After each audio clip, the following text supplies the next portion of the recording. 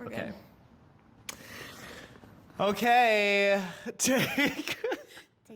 Take two of the same fucking conversation that we had. So, I mean, we might as well tell the listeners out there that we already had this conversation yesterday. Yep. Except we had a little bit of a snafu. What was that? It recorded the entire thing, but only got 16 minutes of audio. Yeah. We talked for like an hour and a half. Yeah. That was, I mean, I think it was a great conversation, and so great that we decided to do it a second time. And it's going to be great. It's going to be fantastic. But you know what? The last time what we didn't do is we didn't introduce each other. So I'm going to introduce you, and you can a little bit spiel about who you are. Okay. Because people don't know who you are. You're new. This was our first week. We had a long ass week. And we're doing this on a Friday. Yep. She's headed to California, back to where she's from. But I'm just going to let her explain who she is. So without further ado, I introduce you our new rehab specialist, Kayla. Yes, I'm from California. I was born in... Oh, wait, I want to restart that. I mean, we have started. We are... started. No, Oh, we okay. are... Well, anyway, I wasn't born in Santa Clarita. I'm from Santa Clarita. I went to Westmont College in Santa Barbara, California. I majored in kinesiology and exercise science. See, that wasn't that hard. No. We're doing this like one time. We're take. not... We've already had enough... We've had enough fuck ups. Yeah. No, we're not redoing it. And I'm Dr. Wu, and I am from Toronto. Yes, I do know Drake, and I've met him 3 times. And maybe during this podcast, we talk about how I met Drake 3 times. You haven't heard the stories. I haven't heard the stories. Yeah. I would love to hear that. Yeah. So it's a different conversation this time around. Yeah, it's a different conversation, but I don't know if we'll drop the Drake stuff, but I mean, if you listen long enough, we might get there. We might get there. How do you feel like your first week went? We just finished our last patient of the day, so tell me how you felt the first week went. I think it went well. I mean, it's overwhelming starting anywhere that's new, because even if it's something that you've done before, everybody kind of does everything a little bit different and has different ways of coaching and different names for everything. So it's kind of getting used to the way that person coaches and teaches, and getting to know all the patients or athletes. But it's been fun. I mean, everyone that's come in is super nice, super cool. I feel like I got to know them all pretty well for my first week. I asked a lot of questions. I was trying to distract them. Yeah. That's a good thing, is asking a lot of questions. I think that's the one thing I would commend you on, is you asked a lot of questions, which is great. Being curious is always a good character trait in anybody, especially in a new job, because you definitely don't want to come off knowing everything, because we don't know everything. None of us do. You interviewed last week. Is there anything that was like surprising over the last week? Like, what were your expectations? That's a better question. I mean, I didn't really have any certain expectation. I was just going to go in it with an open mind and just see what was going on. Oh, again, good answer. If we were interviewing you, I would have given you a 10 out of 10, but you're already working here, so that's part of the reason why we gave her the thumbs up. Okay, so our conversation today is going to be about ACL repair, and something that I learned about Kayla over the past week is that she had an ACL tear in her 20s, and if you aren't... In my 20s? I'm still in my 20s. She's lying to you. For those listeners out there that can't see this video, she's actually 45. So it's been about 25 years. Okay. More like 25 years. She had an ACL tear, and I think what most people who have ACL tears don't understand is, especially their first time, what the experience is like. And I try to educate all of our athletes to the best of my abilities of like what that feels like, what that experience is like, so that they're not freaked out for the first time that they have to speak to an orthopedic surgeon or a nurse practitioner or their PAs, and like what that whole process feels like. And if we can educate our athletes what that feels like and what that looks like, then they'd probably be less scared. And maybe that part of the brain, the part of the anxious brain that is overriding everything, allows them to maybe be able to ask better questions or more quality questions to their doctors, and maybe able to communicate some of the things that is on their mind outside of thinking like, what do I do? Why am I in this room with 5 people? So on and so forth. So let's go over first, how did you have this ACL tear? Like, what happens?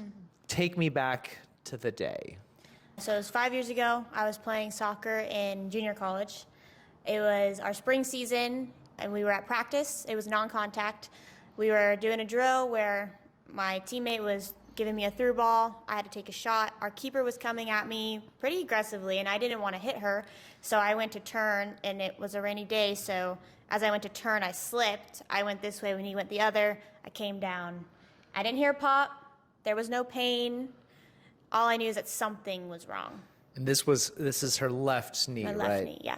So you were actually coming back for the ball, and the keeper was also coming at you. Yeah, so I was going for it to get that through ball, to take that shot, and then she was coming at me to try and block my shot. Oh, the other keeper. So, well, I mean, it was just practice. Oh, you were at practice. I was at practice. Yeah, it's even worse. We talk about practice? It's even worse. Yeah, we I talk wasn't about even in a practice? Practice. Yeah, I wasn't even in a game. Oh, okay. So I was a little confused because Yeah. I was like, wait, your keeper's coming. So I'm thinking that it's like a defensive situation. No, so our keeper, as in the sense of we were just practicing the drill, but like it looked like she was going to come at me real hard, so I didn't want to run into her, so I didn't get hurt. But in doing that, I injured myself. Okay. So you got the follow through pass. You're coming in, I'm assuming, through the middle, because what position did you play? I played center mid. Okay, so you played center mid, so you're coming through the middle, which is, I'm assuming that's what's happening. And she's coming up aggressively at you to fight the angle there. Yeah. And you try to probably deaccelerate And turn at the same time. This is important because 75% of all ACL tears happen from non-contact, meaning she's not getting slide tackled. There's not a 1v1 ball situation. She's just out there running. She sees the keeper coming at her, so she is trying to deaccelerate and twist at the same time. So the most common mechanism of injury for an ACL tear is flexion of the knee and rotation of the knee at the same time. And that's what happened. So you were trying to stop and rotate or change direction. Change direction, yeah. And then you felt nothing. So you didn't hear a pop. Nope. But you did crumple to the floor. I did. I just sat down, and then I was like, I knew something was wrong. I just kept my knee bent, and I was waiting for the athletic trainer to come, and all I could, when she asked me, like, what are you feeling? Did you hear anything? I said, I didn't hear anything. I said, the only thing I feel is, like, discomfort. It kind of felt like I broke something, but, like, the way in which I fell, I knew I didn't. So when she said that, she's like, okay, I'm going to have you push yourself up, and I'm going to extend your leg out. And then that's when my tibia popped back into place, and we realized that had dislocated. So at the time, you didn't know it was your tibia. You just felt something. It was just uncomfortable. Right. So you felt like it was uncomfortable, and you didn't know it was your tibia. You just knew that there was something wrong. And then as soon as she extended your leg, you immediately felt something better happen. It was like a sense of relief. Like, yeah. Oh, okay. Yeah. I feel good now. But like at no point did she actually feel like a pop back in, right? I mean, I felt that pop back in, yes. But like there was no pain with anything. Okay. No sharpness, no nothing, no. Right. And this is an important point. Kayla also used to be, what were you before? A gymnast. So she was a gymnast for how many years? Like 10 years. Okay. So, and what level did you get to? Got to level 4 or 5. Okay. I think. So right before it even got pretty serious, which is like. They wanted me to go to like the competition team. Yeah. And then my parents were like, no, that's a lot. And then I decided to change into soccer. So. Yeah. And for those of you who can't see Kayla, she's like 3'7". 3'7". So close. 3'8". 4'1". 5'1". You're 5'1"? I am. Are you sure?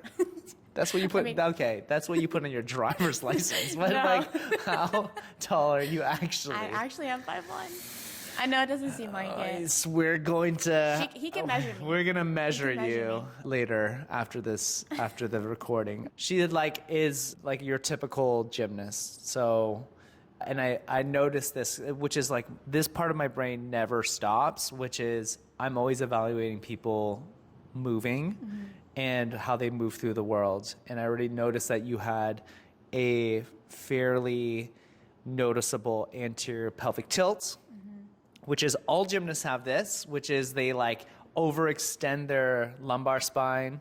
They kind of stick their butt out, and they will always forever have like very tight quads, always. Very tight hip flexors, generally have like a central band of low back pain, and it's just because their psoases are so tight and their low back gets that band of tightness, which I'm assuming you get from time to time. And nothing really in my low back. Maybe sometimes like on my right side it'll be a little bit painful, but other than that, I don't really have Thanks any. for making me look stupid on our inaugural video. I'm sure he's right, but I also don't have a lot of pain. Yes, which is like more to before Kayla made me look stupid in front of the millions of people that are watching this. What I was about to say, which was she has a different perception of pain than most people. You know, I can't corroborate this with any solid research out there, but I can corroborate that pain is perception. And because you were a gymnast at a very young age and you had to go through a lot of uncomfortable physical moments of gymnastics, you perceive pain much differently than most. And I can tell you just anecdotally, because I've worked with gymnasts for 15 years of my career, they perceive pain at a much different level than what a normal human being perceives pain to be. And when a gymnast tells me like it kind of hurts, that means like it's a 9.5 out of 10 on the pain scale for a normal human being. So the mere fact that you essentially dislocated your tibia from your knee tells me that it was probably a very painful situation. So can you tell us who your athletic trainer is? Her name is Sarah. I went to College of the Canyons in Santa Clarita. Yeah, she was the one who walked me through the therapy before I got the MRI and before surgery and after. Sarah's a very important player in this conversation, and we've also decided that we've created 3 different avatars for our audience. There's going to be Steve, which is the general public. General public for the layman, so to speak, and Steve is Kayla's dad. Yes, that is my dad. And Sarah is for all of our therapists out there. Who are listening. These we'll do side notes for Steve, the Steves out there, and we'll do side notes for the Sarahs, which are our therapists out there, doctors, therapists, physical therapists, athletic therapists, trainers, coaches, all that fun stuff. And then our last avatar was Sean. Which are the student athletes. Yes, the student athletes that could be listening to this and are wondering what any of this is about.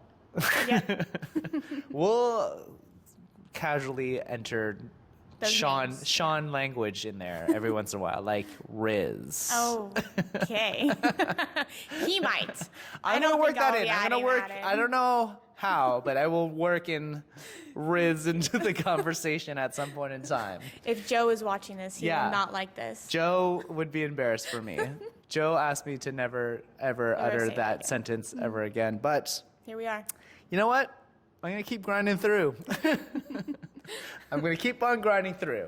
Okay, so we're going to go back. Sarah's on the field with you. Yep. She extends your knee. Yep. You feel a great amount of relief.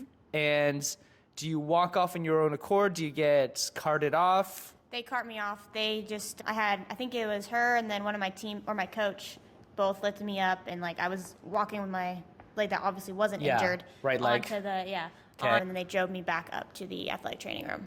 Okay, so then tell me what happens. What does Sarah do? She did some tests on the knee just to, kind of see if it was my ACL meniscus. So she did a Lockman's test.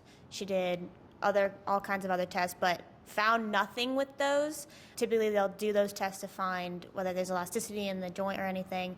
She found nothing.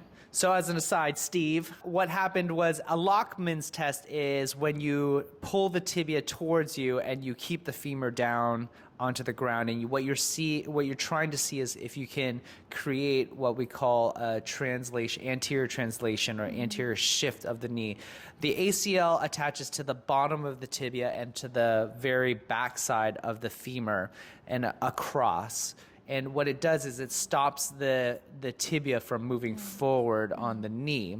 And when that gets torn, so the Lockman test is what we call a very specific and a very sensitive test, meaning it's specific to the ACL and it's very sensitive, meaning like if you feel translation in there, 9 times out of 10, it's a positive test. It's an ACL full rupture, right? So in this case, Sarah did a Lockman test and she wasn't able to. Do you remember if she did any other tests? She did one for the meniscus as well, which she was... Like grinding? Yeah, she was turning my leg. She asked me if I felt anything. Yeah. There was no pain or anything. Yeah. And again, so going back, pain is not a great indicator for Kayla's case because Kayla doesn't perceive pain as a normal person. And if Sarah isn't used to knowing because every single person is different. So this is why it's really important to have continuity with your therapist and your doctors, like having the same doctor or the same people that is like kind of your team, is because we have like a good gauge. So, some of my athletes have been with me since they were like 5 or 6 and they're 19 now. So I have a good gauge of like what pain is for that person. Yeah. And the more that I work with you, the more that I have a better gauge on that, right? So now I know Kayla's gauge is quite on the other side of it, meaning like if she's telling me like this is kind of bothering me, I now know what it means is like this thing is on fire, like the whole building is on fire. Yeah, I guess. Not to me, but to somebody else it would be. To somebody else it would be the whole thing is on fire. Yeah. Okay, so she does Lockman's, she does some meniscal orthopedic tests. Yep. Nothing is positive, okay? And she was very confused because the way I explained how I fell. Also no swelling. No. Okay. No swelling. So that will also throw you into a loop. Yeah. Like no swelling, no pain. I didn't hear the pop. Yeah. The way I told her in which I fell, she would assume that I tore both of them, but was not getting any positives from those tests. So that, again, those are like all the key things that I look for in a history. Like, did you hear a pop? Was it immediately swollen? Did you have like excruciating amount of pain? Could you not weight bear? And she didn't have any of the. You didn't have any of those. No, they didn't even let me try to weight bear at all. So I don't even know if I could have. Yeah, at that time. Yeah. Also, at that time, like on the field, so this is the difference between on the field management versus when they come into the sports pod and they're getting seen over here, is that there's usually a couple of days, like adrenaline is kind of out of the equation. You're probably still pumping a ton of adrenaline. Yeah, I was absolutely terrified. Yeah, exactly. Okay, and so tell me what happens after, because of the dislocation, just making sure like everything was okay, I went and got an x-ray. And then x-rays showed nothing, right? Showed nothing. Okay. And again, just an aside, I'm going to interrupt a million times here, so just get used to it. I'm used to it. It happened last conversation. It did, and it's probably happened all week. Look, I think it's really important to understand what the difference between a radiograph is, which is an x-ray, versus what a CT scan is. Yep. Versus what an MRI is. So an X-ray is great if you want to see if there is any broken bones or even you think there might be a stress fracture because you can kind of see a lot of swelling, but you can also see a lot of swelling with your own fucking 2 eyes.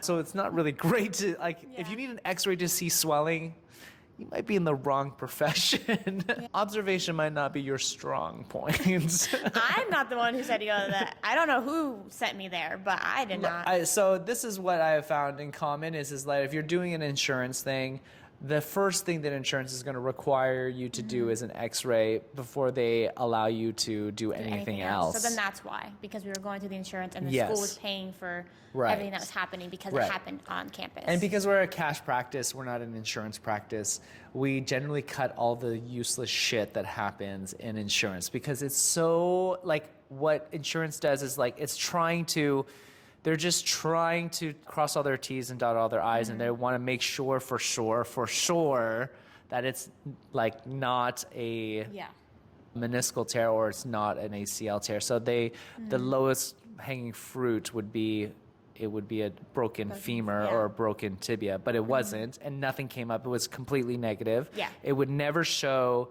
an ACL tear. It would never show an MCL tear. It would never show anything soft tissue. You can read x-rays or radiographs.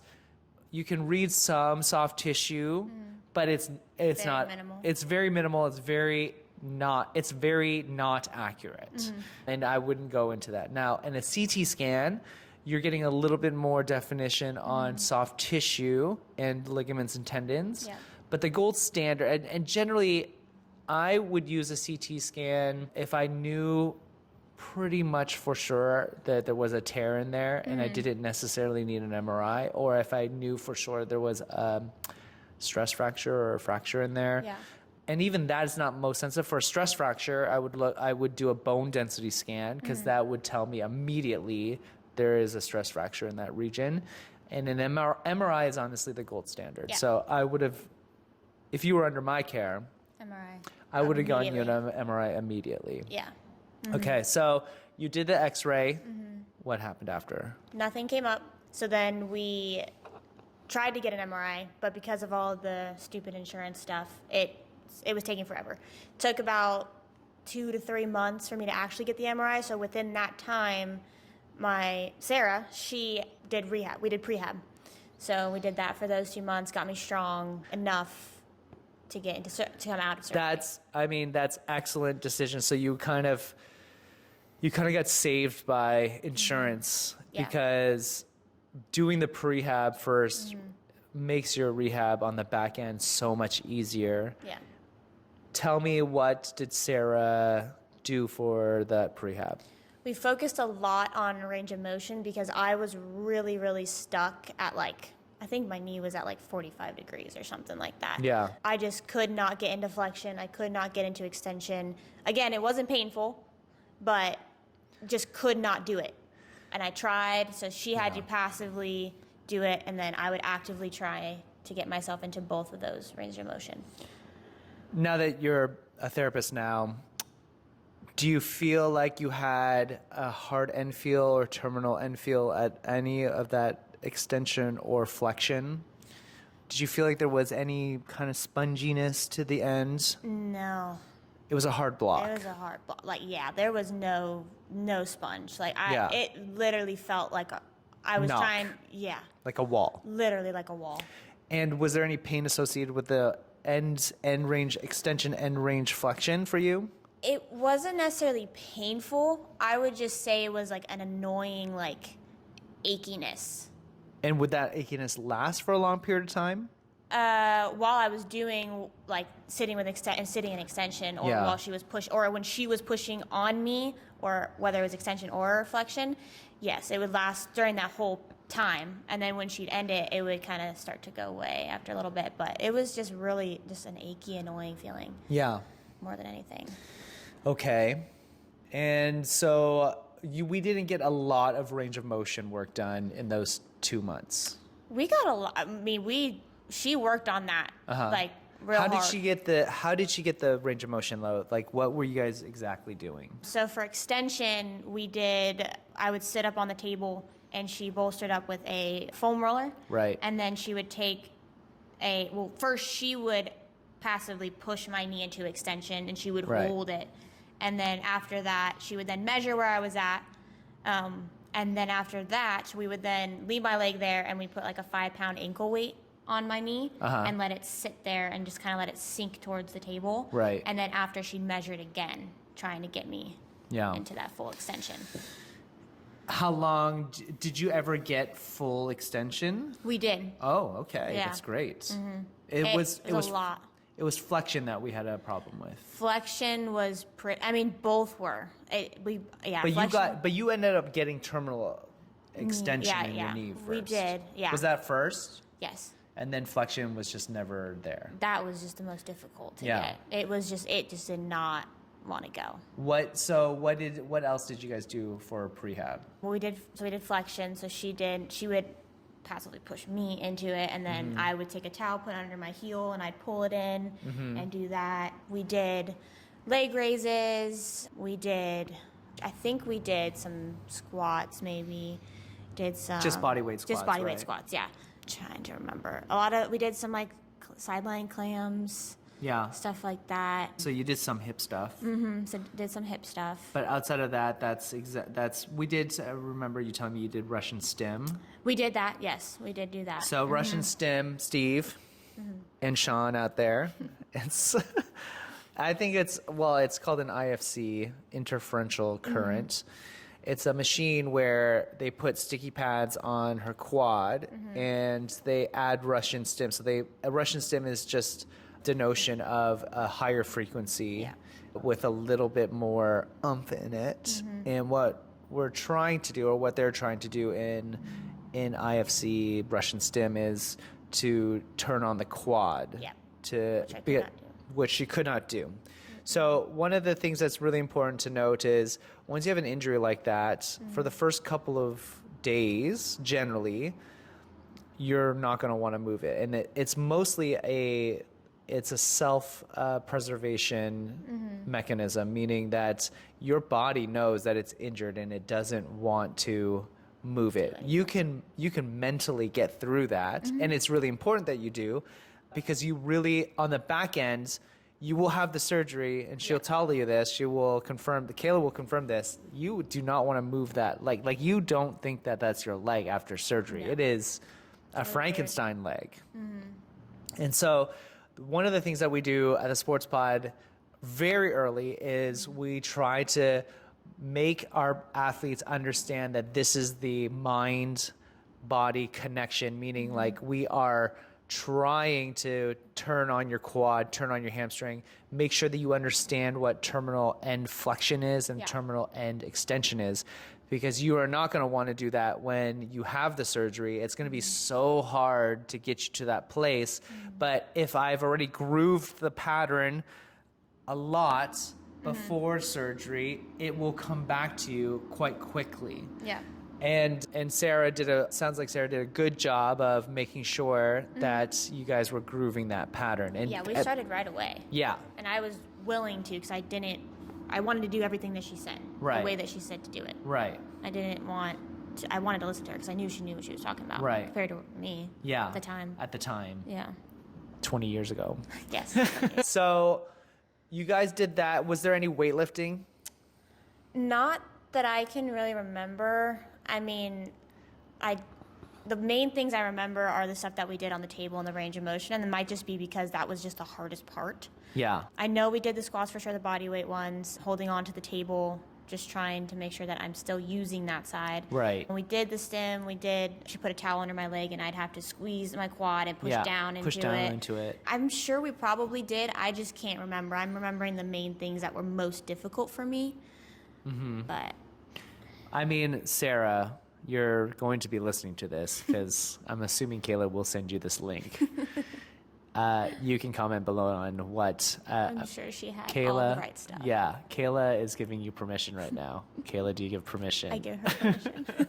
To let us know what exactly you did, because I'm interested in knowing. Also, because I'm also we're fixing a couple of things, and so knowing what you guys did at that first couple of months will help me understand where we might need to fill in some of those holes.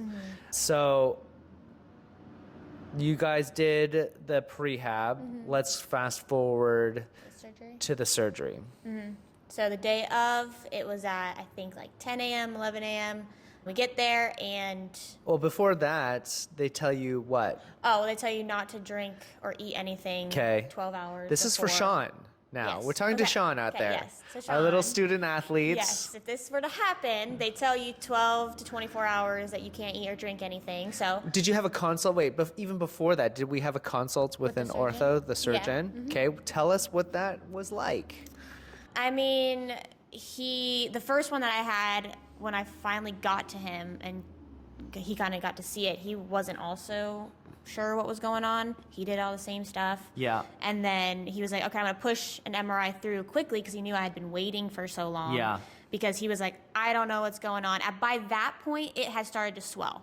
Okay, so there was swelling. There was, but not right away. It took like some time. And I don't know if that was just because I had been using it. Like we had been doing the prehab and everything. Yeah. And it was just irritated. Yeah, for sure. So it was because pissed before off, because for before sure. that there was nothing. Yeah. So by that time it was swollen, and then we got a second opinion, which I forgot to mention in our conversation. Oh my God! See, this is why we did the second. Yes, we did. Remember. Yeah. Oh man, You know? she left out a huge Yes. nugget of Yeah. information. I guess which he- was there was a second consult. So I guess he was technically my second one. So I saw. Let me backtrack this because I'm totally wrong on this. So Sarah. See, we literally could have put out false information out into the world. I'm starting to remember. So before I saw my actual surgeon who did the procedure, Sarah, because she was so confused by my knee, she knew a doctor, an orthopedic surgeon, and said, hey, like, I have this athlete. I have no idea what's going on. She can't get in. Can you get her in right now? So he saw me after. Right after. Like a couple days? I would probably say like maybe a couple of days after, and he saw me. This is a huge piece of information that you literally left out. I told you, I kind of tried to block this time out of my memory. It was not a fun time. Listener, I am getting this information for the first time. Real time, yes. In real time right now. Like, #shook. Okay? This changes everything. Okay, so you actually did have a consult with an orthopedic surgeon within the week. Yes. And then he too wasn't sure because it still wasn't super swollen. Like he could tell that there was something off. Obviously, I wasn't walking on it at all. They told me not to.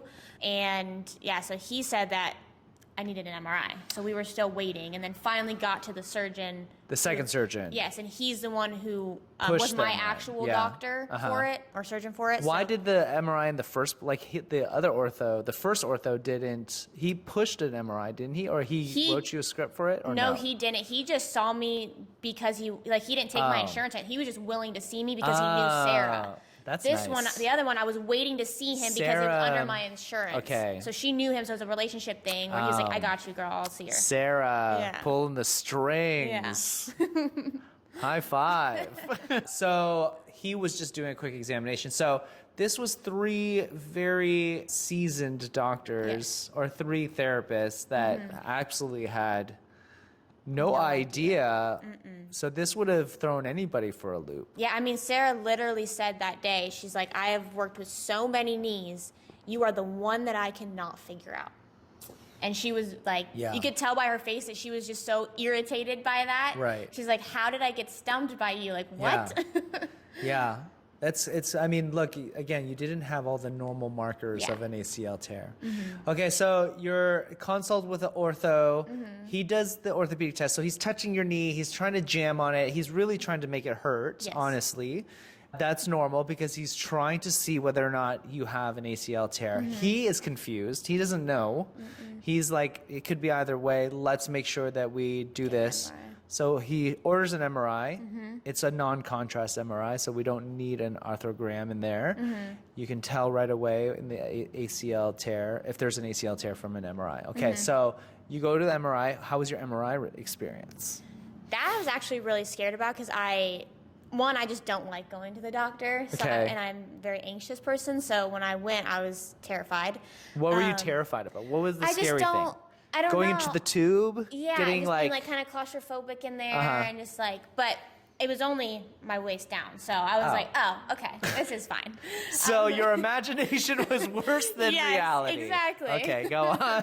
So that was fine. It took a while. I can't remember exactly how long. And typically, like 45 minutes or so. It was just really loud. I remember it being super loud. Well, you went into the MRI place, right? They were probably really nice at the reception. They probably gave you water. You got gowned. Yeah. You had to have absolutely no metal on you. Which is really funny. I did, because I had my nose piercing, and at the time I couldn't take it out because it was newer, or not newer, but I just never got that original one taken out or taken off. So I told them, I'm like, well, I really need this. What can I do? But because my head wasn't in there, they said it was fine. So we just put tape on it. Tape. And Did you feel like one nostril was coming up though during the? No, I literally was holding onto my nose, like pushing down onto the tape, because I was so anxious about something going wrong. Yeah. Because of that. How crazy would it have been if it got ripped out? That would have been awful. Oh my God. I didn't even think about it like that. I was just like, I don't know what's going to happen, but I'm just going to keep my hand here. Okay. So. I don't think that would have stopped it, but if that made you feel better. It made me feel better. And obviously it didn't. Yeah. I'm here. Okay. So they only put the lower half in. Yes. They did it was very loud. Very loud. Like a lot of banging, right? Like Yeah, it was like, Yeah. That's the best impression of an MRI. That's their little ASMR right there. Yeah, that's ASMR. We're going to be like 1 million views in no time. Oh, for sure. So that happens. And then how long does it take for the results to come? It took a while. I don't remember how long it took. Typically, how long does it take? That's what California healthcare is like, guys. Generally, I can get it within 2 days. Okay, I definitely don't think it was in 2 days. Okay. I would say like a week. Okay. So you go to the ortho first. He writes you the script. You go to the MRI place. Yeah. You get the MRI done. And then a week later, he gets it. Are you seeing him a week later? The office called me and told me, and I was at school. Oh. Yeah. So they were just like over the phone, yo, this is what happened. this is what happened. You have an ACL tear. Yeah, complete ACL rupture. And we need to immediately do surgery. Okay, so how long between the time you find out to the time you actually have the surgery? I think that was about, I would say 2 weeks later. 2 or 3 weeks later. Okay. Yeah. So they schedule it right away then? Yeah. Okay. So now we've scheduled it. Now fast forward the day before, they tell you what? They tell you not to drink or eat anything for 24 to 12 hours. Right. So I went to the very end. I believe it was 12 hours for me, I think. So I went to the very end of that because I was like, this sucks. I can't wake up and have breakfast. I love breakfast. Is breakfast your jam? Sometimes it is. I'm always hungry in the morning, so I have to have it. Always. Anytime I wake up. You need Whether to I'm up have- at 4 a.m., 5 a.m. What did you eat this morning? What did I eat this morning? I had... Before we worked I out? had overnight oats and a protein shake. Did you have the protein shake before our workout or after? I had some of it before, and then I had the rest after. Oh, you were really hungry. I was. I'm always hungry. Okay. I don't know where you put it. You're so small. Was it like a thimble of oat? It actually was. It was a small one from Trader Joe's. I knew it. I fucking knew it. Okay, so you don't eat 12 hours, no food, no drinking. Nope.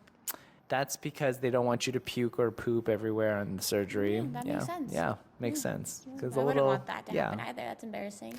Yeah, I mean, you're asleep, so it's not But still. yeah. So then you get to the hospital. Tell me what happens when you get to the hospital. So we get in there, they check us in, and they're like, oh, this is, you're paying, right? And then my mom's like, no, it should be covered by the school. And she's like, no, it doesn't look like that's what's happening. So I had to call Sarah, and I said, hey, this is what's going on. Yeah. I don't know what didn't get done or whatever. So I literally hand my phone to the lady in the front desk, and then she's talking to her, figure it out. But I was kind of excited for a minute because I really didn't want to have the surgery. So I was like, okay, cool, I'm not having it today. Let's go get breakfast. Of course, we're going back to the food thing. Yes. We might need to explore your relationship with food at a later time in a later video. But so then get it all figured out. I go back. They put me in a gown, laying back there. They hook me up to the little thing, put the thing on my forehead for my temperature, that it's my left leg. Yeah. And then they always give you a pen, or not a pen, it's a magic marker, right? And they make you write which knee they're going to have surgery on. So if you want extra free surgery, you can just do the other one. Do the other one. Hey, can you check out this knee while you're at it? Yeah. I'm pretty sure that's what happens in all surgeries. Just slip one by the surgeon.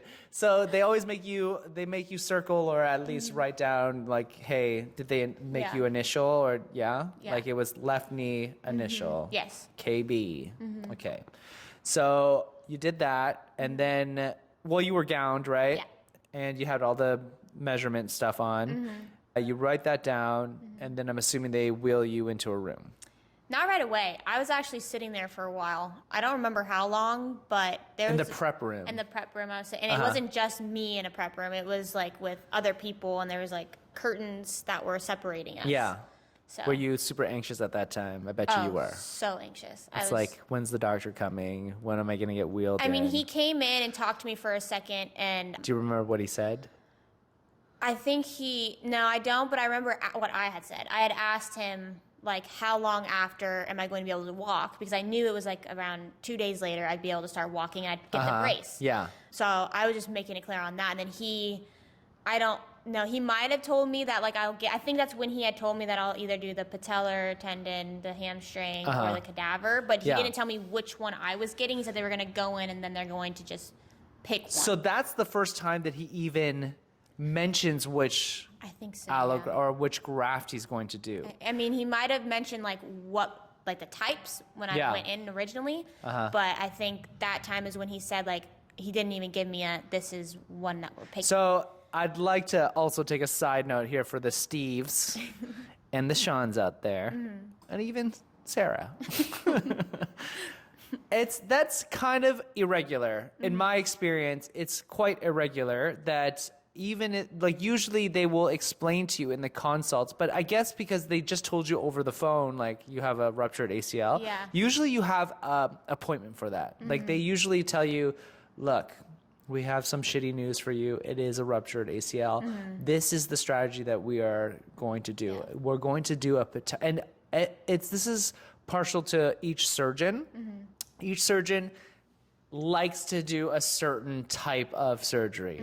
They're just comfortable with it. So some surgeons just like to use patellar, some like to use hamstring, some like to use cadaver, sometimes they like to use the pig graft. From the most recent studies that I have read, and on long-term studies, like 30 years out, patellar and hamstring are basically the same. I am impartial to patellar because they're opening up your knee regardless. So you might as well just get it done. And if I'm lucky enough to have you for prehab, we do a shit ton of quad work and eccentric quad work to make that patellar tendon as thick as possible, so that that specimen or that graft that they take is going to be the strongest patellar tendon that you are going to take. And if I know beforehand that you're going to have a hamstring, we're going to do a shit ton of hamstring stuff to make sure that it's super strong. That way, one, the rehab on the back end is easy, but also the tissue that's being essentially surgically installed in there is going to be the strongest tissue that you will have. So it's a little bit odd that you're the first person that I've heard, because I know the story now. The last time when we didn't record our voices, it was the first time I heard the entire story. So I was surprised to hear certain things that have happened. So one of them was, again, you didn't actually tell me that this happened right before the surgery. So again, first time hearing, you clearly didn't remember everything. I told you, I was traumatized. I kind of just blocked it out. So he tells you beforehand, but like literally like an hour before surgery, like, I don't know which one I'm going to do, but I'm going to flip a coin.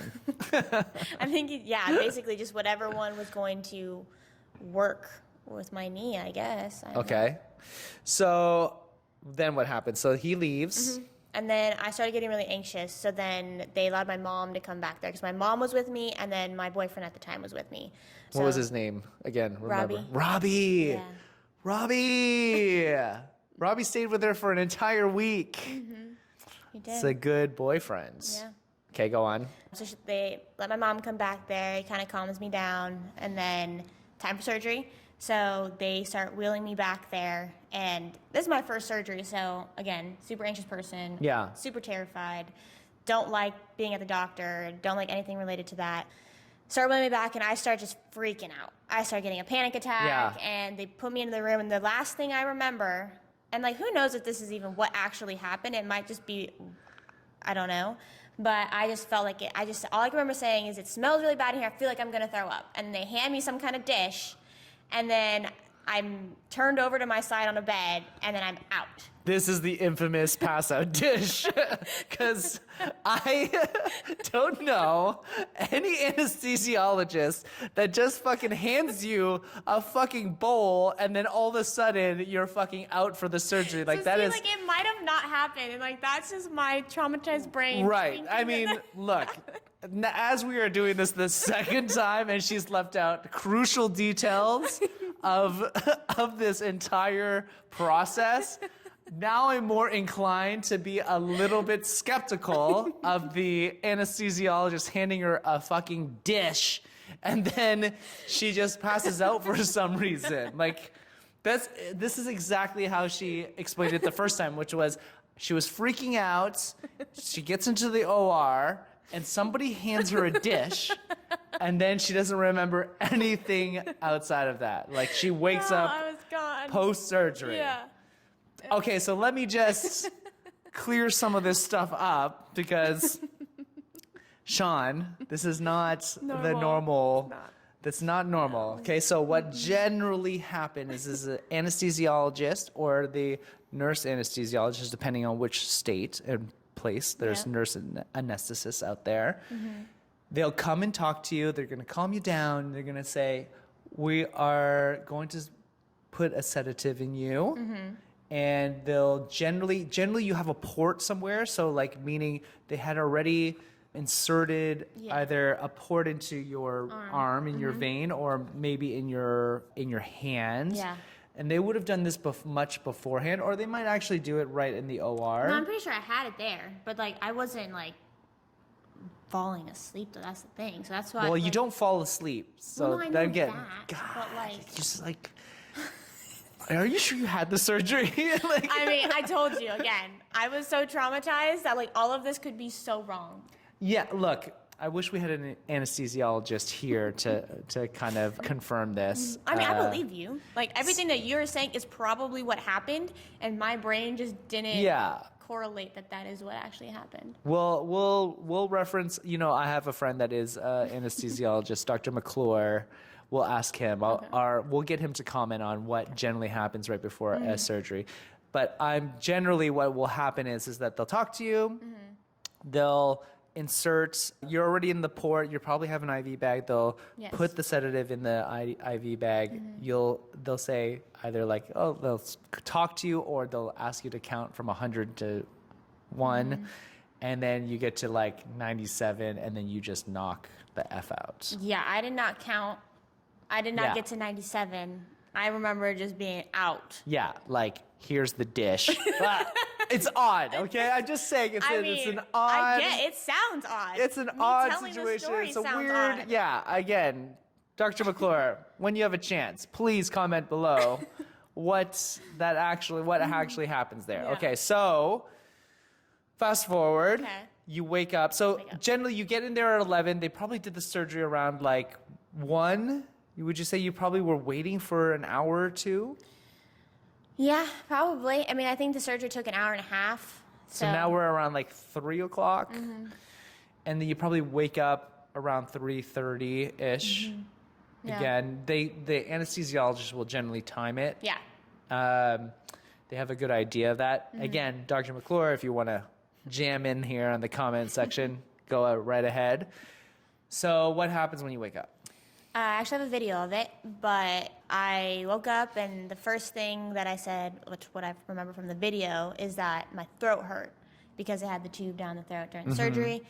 And then all of a sudden in the video, you just see me go, ow, my leg, ow, my leg. And it's like I had a nerve block, so there's no way that I could really feel anything at all. so I thought that was really funny watching it back. I'm like, there's like, I was just freaking out because I was awake and like I was done. Yeah. You know. This goes back to perception, and you probably woke up freaked out, which is because I went into it freaked out. yeah, just like normal, right? Yeah. And you like your last memory before you got the dish of sleep was I'm freaked out. I don't want to be in this OR. Yeah. And then she's out, and then of course like the same state of mind is going It's to gonna happen. stay in there, yeah. It's going to stay in there. So you wake up and you're probably freaked out, like, ow, my leg is killing me. Even though it was not. Yeah. Did you have like a sense that you had been knocked out and you had just woken up? Yeah, I knew. I remember being aware. Like, I saw my mom and I had seen my boyfriend at the time. Yeah. And I was just like... Robbie.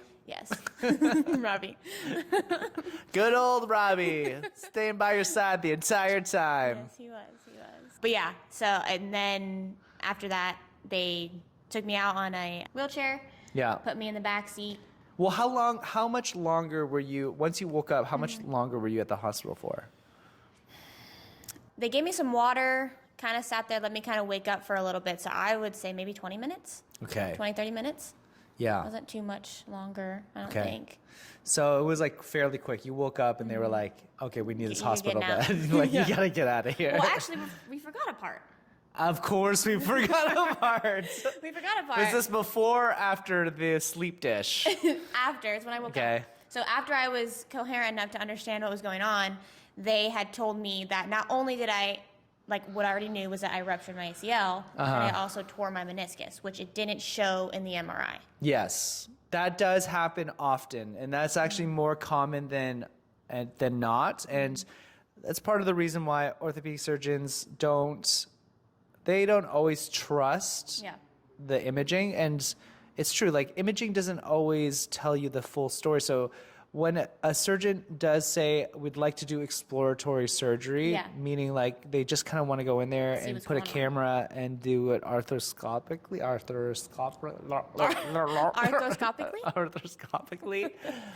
They want to see with their own Yeah. eyes. And also, which is odd, they didn't do an open surgery on you. They did an arthroscopic Yeah. surgery on you, which is, again, not common.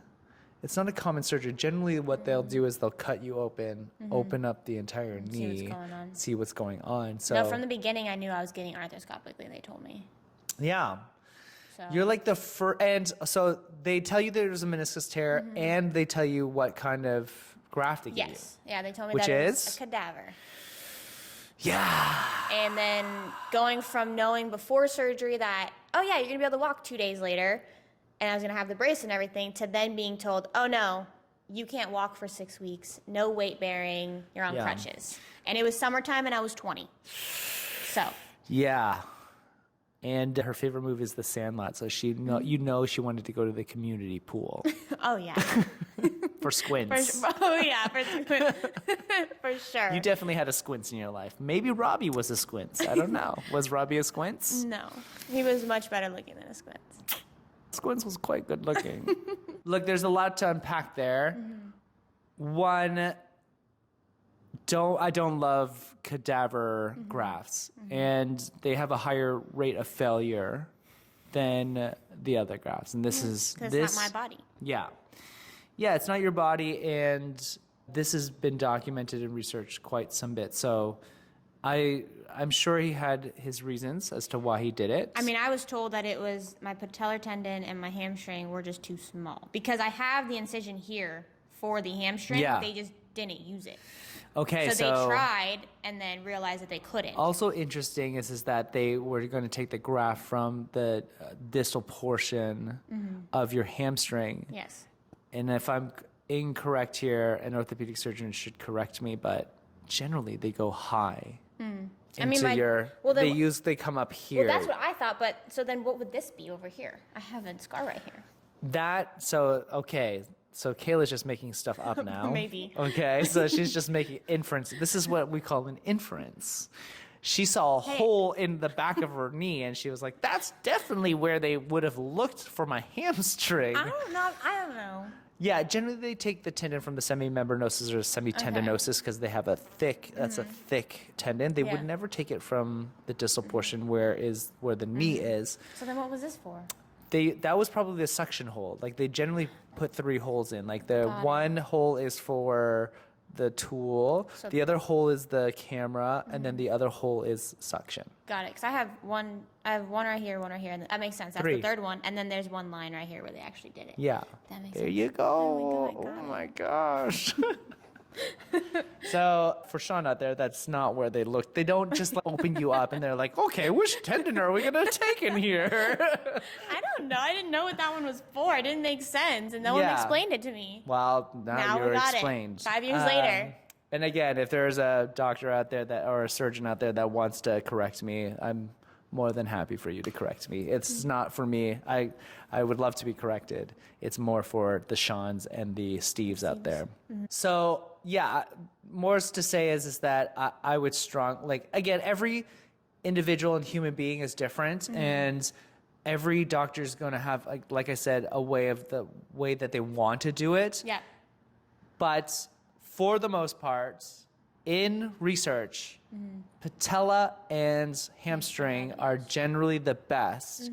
And one of the things that I always do with my patients before they get surgery is we work out hard. Like, ask any one of my patients that does rehab, they are working out harder than they were before the injury. And that's because I got to get them to a level of fitness and strength that was much better, because once they get the surgery, I mean, I remember working out really hard way before. Like, the after was easier for sure than before. That was definitely the most intense. So they tell you that you have a meniscal tear. They tell you that they do a cadaver, and you go home and they're like, you cannot weight bear for 6 weeks. And which sucks. My leg was had that nerve block, so it was numb for, I think it probably got better around 6 or 7 o'clock that night. So it was a few hours, 4 or 5 hours later. And again, the anxious person in me started freaking out. I'm like, it's still numb. And I literally told my mom, we need to call the doctor, because what if my foot, what if the feeling doesn't come back? And then finally, I'm laying on the couch, my legs up, and I could start wiggling my big toe. I'm like, okay, I'm good. It's there. It's still there. Now, they must have sent you home with some pain medication. Yes. I believe it was Percocet. Yes. And I took a quarter of it. Well, the first time she explained it, she was like, I took a half of a half. And I was like, you mean just a quarter? She would have explained it like that again if I hadn't made such a big deal about it. But we digress. We move on. I learned. She took a quarter of a Percocet, and how did that make you feel? Awful. I only took it so I took it before the nerve block went away, because they told me to take it pretty much when I got home. So when that went away, I didn't have too much pain. So, and I originally didn't want to take it, but my mom told me you should, because we don't know how painful it's going to be. Right. So I took it. I don't know if it was the anxiousness already from just the whole day and what happened, or if it was the medication and it amplified it, but I just felt super lightheaded, just had kind of that shortness of breath, just freaking out. Yeah. So I didn't take it after that. Yeah. Look, again, we go back to pain and perception. You generally you have a high pain tolerance. I normally don't take any kind of pain medicine. Right. And so in that situation, a quarter would have been fine. It probably didn't do too much for you. It did probably make you, honestly, your anxiety was probably the thing. It wasn't the Percocet. Yeah. That being said, you didn't take it afterwards, and you were fine. Yeah. Yeah, I had Norco that they had given me when I first injured my knee. Right. And so... How many times did you take that? Maybe once or twice. Yeah. And that was right when it happened, and my mom was just telling me to take it just so I wasn't in pain. Yeah. It wasn't because I necessarily wanted to take it. So I'm glad that you're bringing this up, because the doctor is going to prescribe you pain medication. And he's going to say, take it twice a day for the next 7 days until the bottle's done or whatever.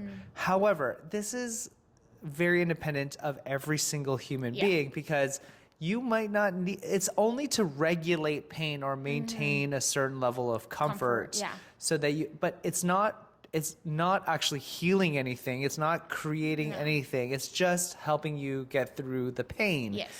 If you feel like you don't need to, you can make an individual choice of not having to take it. Yeah, which I for sure did. Yeah, one of the things I did when I had my wisdom teeth out, they gave me hydrocodone. Yeah. I didn't take any of it. Same thing when I had mine out. I didn't want to take it. I didn't take it. I took it that first day and then after nothing. I didn't even take it on the first day. I was like, I didn't want to take it, and it was fine. It was a little bit uncomfortable for the first night, and then I was fine after that. So it's just important that, a lot of drug use and like drug addiction comes from we've known now that a lot of it comes from prescription drugs, and then it gets out of control. So it's really important. It's not to say that pain management isn't really important, because there are a lot of people in pain, but it's your choice. Yeah. You can choose not to actually take it. Okay, so tell me what the next 6 weeks look like for you. So, just that first night was super uncomfortable sleeping, because they gave me those machines that we had talked about last time for the DVT, and it was super loud. There's like a blue flashing light on it. I could only lay on my back because those things were on my leg, and it was squeezing it. Yeah. And it was just super uncomfortable. So for the Steves out there and Sean, DVT is an acronym for deep vein thrombosis, and that can happen because she just had a surgery, and clotting can happen because your body's trying to repair itself. The main thing that they don't want to happen is a clot happening in one of her veins in her legs, and what that can do is get dislodged and create a stroke into her brain. So what they do is they have a machine where it's massaging essentially, or squeezing her calves over and over again. You could also do just dorsiflexion, plantar flexion, a ton, right? That's what I was doing during the day when I didn't have them on. Because that's what they told me to do when I didn't have them on. So they were just being like super precautious. Yes. I more see that with older patients, not 20-year-old patients. Yeah. But they were just being overly cautious. That sucks that you didn't have sleep for 3 days. That's hard.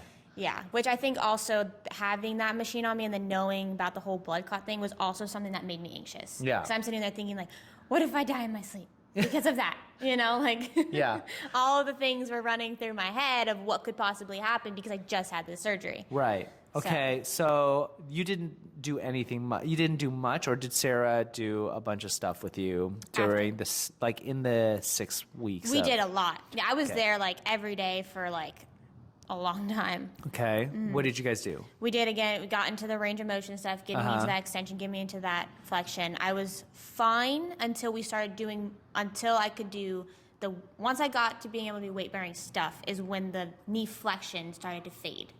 Yeah. Because that's when it started getting a little irritated, a little more. So how long did you do the passive range of motion stuff for?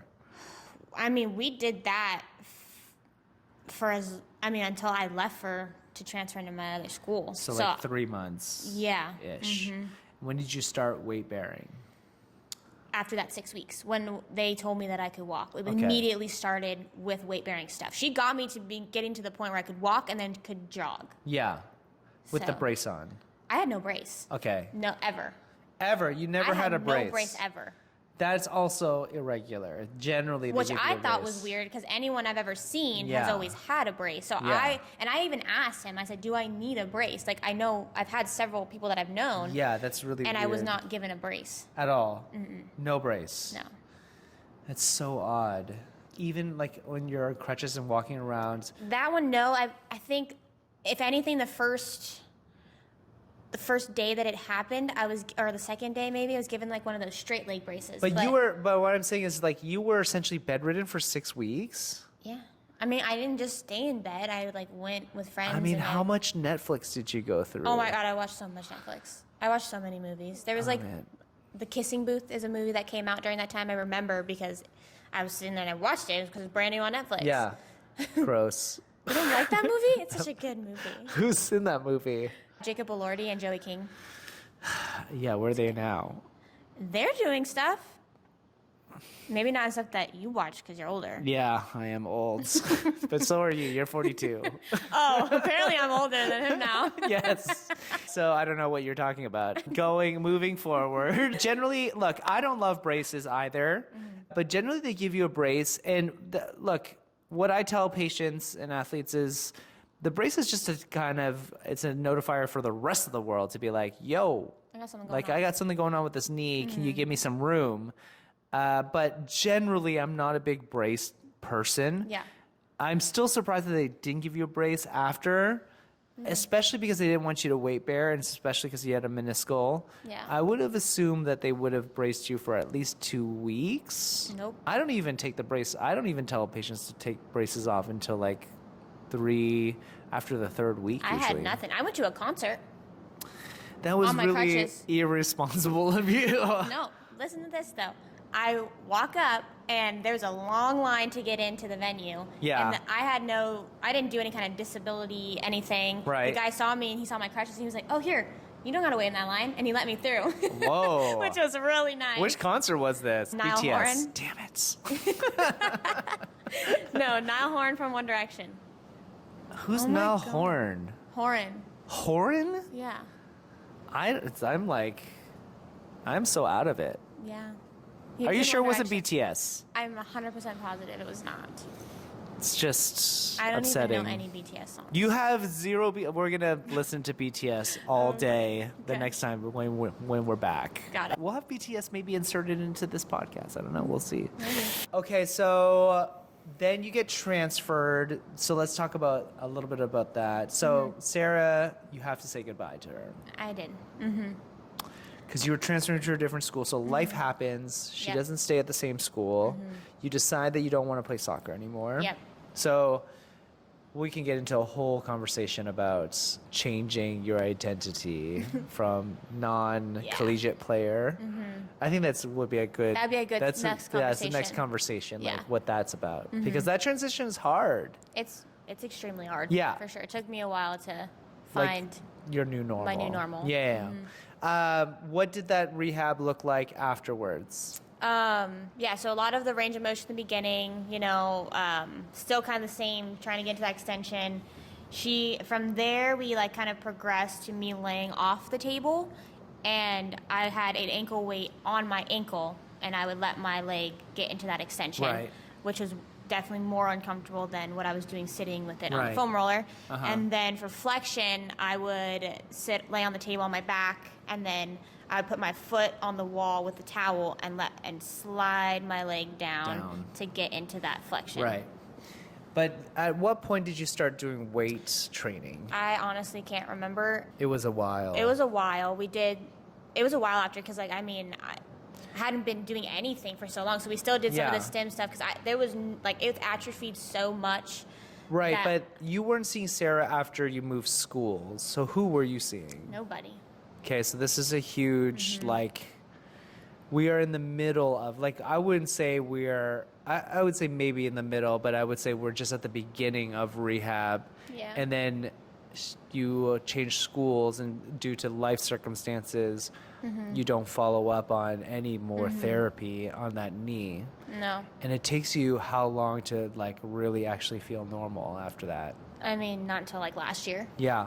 So she's 25, so it took her she had it at 24, or she had it in 20. So 24 is when it I took her started to feel 4 normal. years. It To took her feel 4 years to normal. feel normal again. So I think this is it's very important to tell athletes that, one, even in the best circumstance, I can rehab you to get to basically soccer level Yeah. by 6 months. It's not smart. I don't do it anymore. Yeah.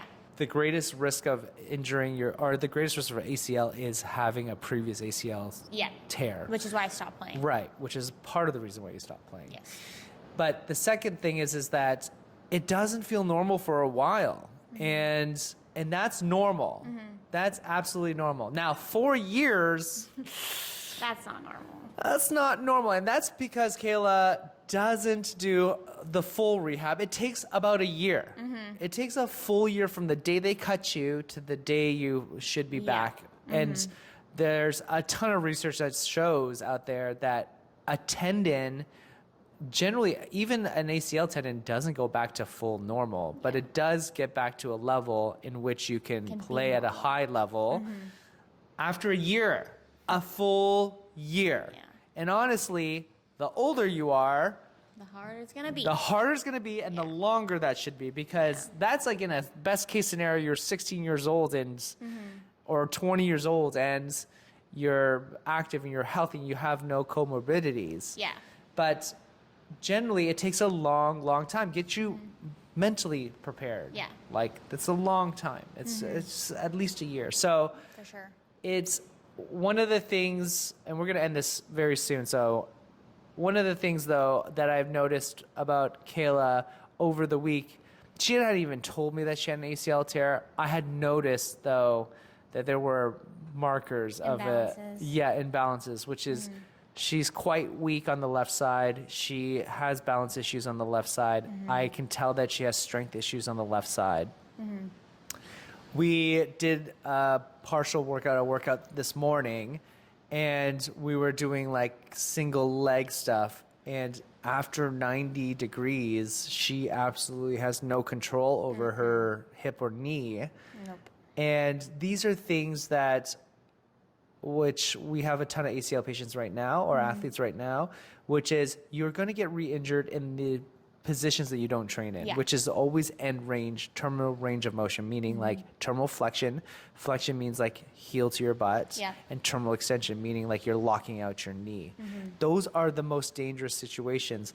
In the middle there, before 90 degrees, anybody can be strong in that. Yeah. It's hard to be strong from that 90 degrees all the way down to the heel. So more is to say is that I'm picking up where the baton has been left. Yes. And we're going to fix these deficits because I don't want her to have another ACL tear. And she doesn't play soccer anymore, but she does CrossFit and she does do other things. And that still leads you to expose you to risks of having another ACL tear. And you're still young, even though you're 42. Yeah. 42 is the new 24. Oh, for sure is. Everybody knows that. Yeah, duh. So last thing before we close out, which is, what are some of the lessons that you've learned along the way now that you're like 4 or 5 years removed? I would just say definitely weight training is something that I wish I would have done because, transferring to the school, I was at a new school. I didn't know what to do. I wasn't, I was working a lot. I was going to school trying to, find new friends and all this kind of stuff. So I wasn't working out. If I did, it was every now and then. The most I was doing was walking because my school was like a hike, basically. And I also wish that when I was playing that I would have got more weight training because I know I wasn't strong then. Yeah. Like, I'm weak now, but I would consider myself stronger now than I was then. So just definitely weight train more and do it correctly. Any recommendations for the Shawns out there? Just, weight train for sure. Make sure your mobility's good and be careful. Don't hurt yourself like I did. You can't ever know that. My recommendations are 100% do the prehab. Find somebody that can help you do the prehab. Do it for at least 2. I would say the minimum is 8 weeks. I would generally like to do 12 weeks of prehab beforehand. Just give me 1 cycle. We're going to go hard in the paint. And then mentally prepare for yourself. Like mentally prepare that you're not going to go back to your main sport fully until a year. Because you don't want to have a relapse of an ACL tear. It sucks. And just stick to whatever they tell you. Yeah. If you don't do what they tell you, that's when it's just not, like, they tell you they're going to fix it and we can get there. Yeah. If you don't do the work that they give you and be consistent about it, it's not going to happen. And Yeah. that's what I was really good about, but unfortunately my circumstances, I couldn't stay there. Yeah. Otherwise, I would have been doing everything she asked exactly the way she asked. Yeah. It's fine. I mean, now I have to fucking fix it. I mean, he doesn't have to. He's just willing. I don't want a phone call one day like I can't come into work because I broke my ACL. And like, oh, how embarrassing. embarrassing. Why isn't Kayla here today? Oh, she did what you did. Yeah, tore her ACL, and she didn't listen to me. Thank you for listening. If you liked this podcast, this video, please comment below. Dr. McClure, can you please also clean up the anesthesiology stuff on the below? And Sarah, can you please also add in the comments what she actually did on the prehab? Yeah, she obviously don't remember. And any of you other therapists that want to add in the mistakes that we might have had in this. Probably. I'm sure I had some. Yeah, I'm sure I had some too, but that's what the internet is good for. Exactly. It makes it more fun. Yeah, exactly. Till next time.